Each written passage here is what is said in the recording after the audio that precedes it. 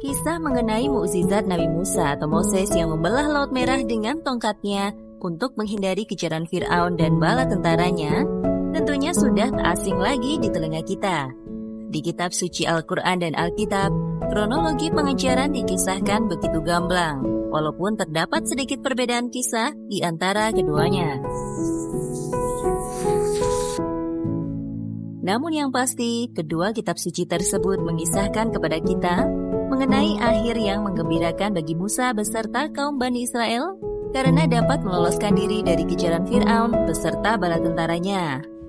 Dan bagi sang Fir'aun, ia justru menemui ajalnya setelah tenggelam bersama pasukannya di Laut Merah.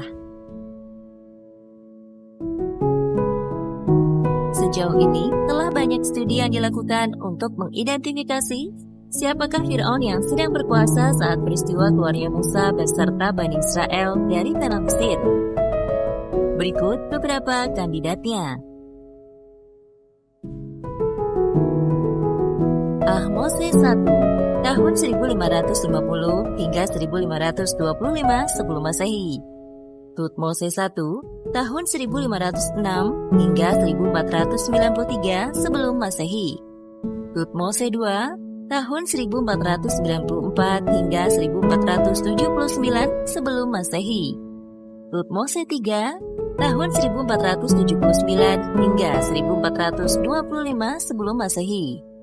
Amenhotep II, 1427 hingga 1401 sebelum Masehi. Amenhotep IV, 1352 hingga 1336 sebelum Masehi. Horemheb sekitar 1319 hingga 1292 sebelum Masehi. Rameses I sekitar 1292 hingga 1290 sebelum Masehi. Seti I sekitar 1290 hingga 1279 sebelum Masehi. Rameses II tahun 1279 hingga 1213 sebelum Masehi. Merneptah tahun 1213 hingga 1203 sebelum Masehi. Amenmese tahun 1203 hingga 1199 sebelum Masehi. Setnahte tahun 1190 hingga 1186 sebelum Masehi.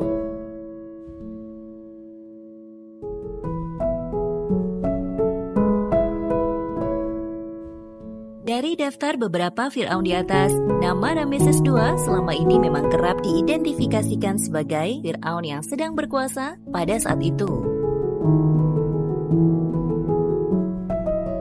Ia merupakan sosok Fir'aun terbesar dan terkuat yang pernah memimpin peradaban Mesir kuno. Rameses II juga merupakan salah satu Fir'aun yang paling lama berkuasa, yakni 66 tahun lamanya.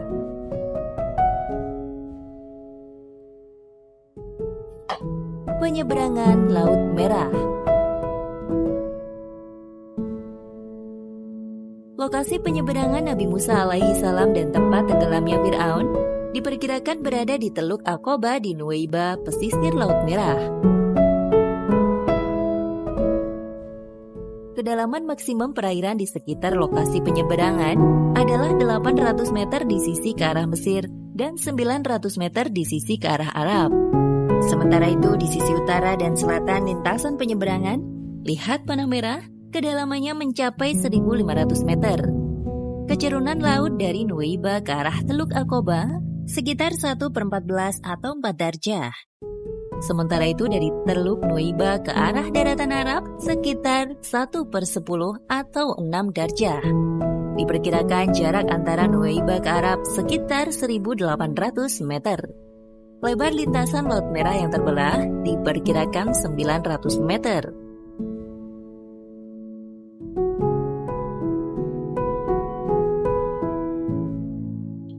Sekumpulan ilmuwan arkeolog dari IEASM atau European Institute for Underwater Archaeology yang diketuai oleh seorang ahli arkeolog Prancis, Franck Gaudiot, menemukan beberapa peninggalan Fir'aun di bawah laut. Ini adalah salah satu penemuan terbesar dalam abad ke-21.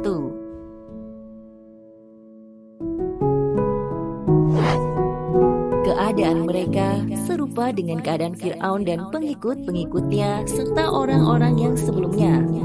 Mereka mendustakan ayat-ayat Tuhannya. Maka kami membinasakan mereka disebabkan dosa-dosanya, dan kami tenggelamkan Fir'aun dan pengikut-pengikutnya, dan kesemuanya adalah orang-orang yang zalim.